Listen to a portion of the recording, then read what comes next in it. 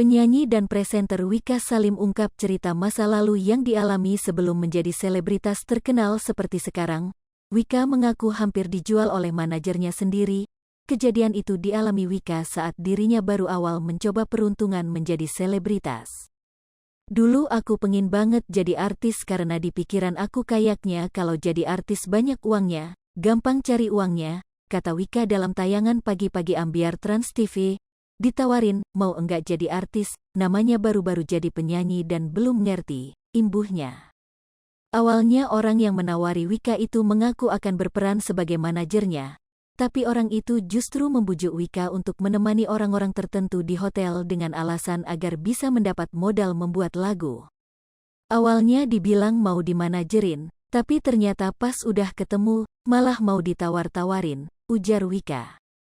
Nanti biar kamu punya modal banyak, biar kamu bisa langsung naik, nanti kamu dapat uang buat modal kamu supaya kamu nanti bikin lagu, kata Wika menirukan ucapan orang itu.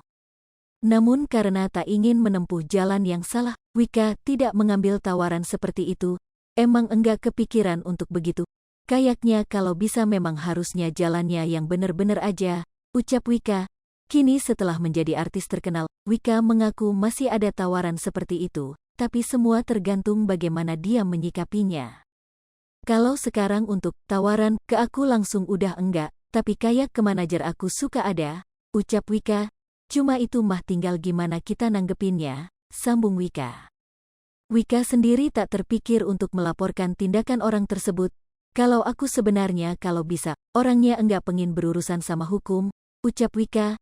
Kalau masih bisa diselesaikan baik-baik aja. Kalau dianggap enggak usah dijadiin masalah, ya udah lupain aja, lanjutnya.